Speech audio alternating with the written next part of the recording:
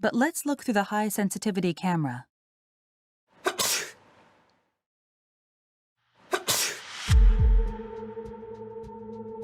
We can see small particles that seem to glitter floating through the air.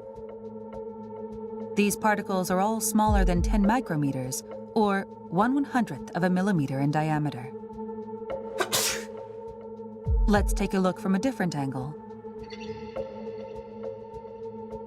They're small and light. You can see them drifting through the air. These are microdroplets.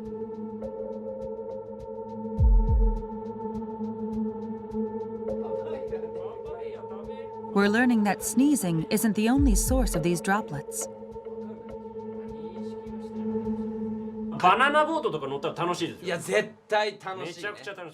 We ran the same experiment on a close-range conversation. People generate a lot of microdroplets when they talk loudly.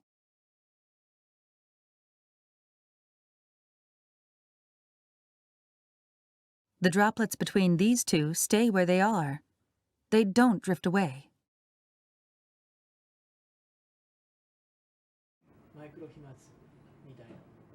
It's not yet known what volume of microdroplets leads to infection. But Tateda says we can't rule out the possibility that microdroplets have spread the virus to some extent. そのマイクロ飛沫、小さな粒子の中にもたくさんのですね、生きたウイルスがいて、大きな声での会話、あるいは激しい息遣い、そういった中でですね、このマイクロ飛沫ができて、それが近くの人、その人が吸い込むことによって感染が広がる、そういったリスクが見えてきたものと思います。The risk of infection through microdroplets becomes even greater in a closed space with poor ventilation.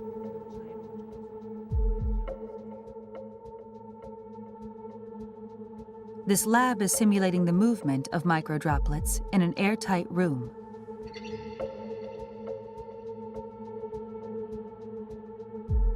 About 10 people in an enclosed space the size of a classroom.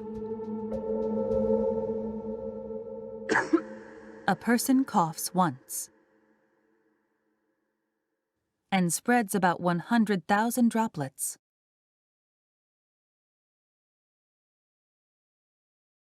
Large droplets are shown in blue and green.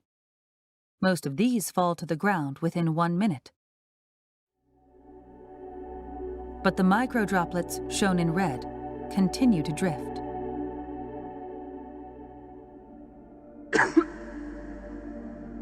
This simulation uses only microdroplets. 5 minutes later, 10 minutes later,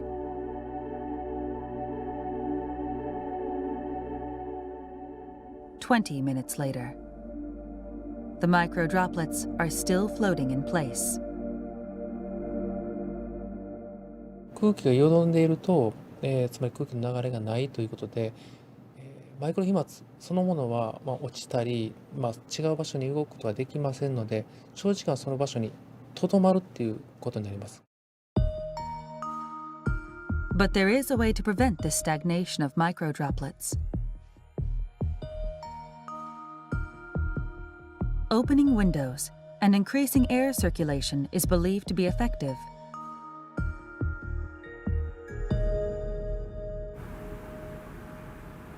When you open a window,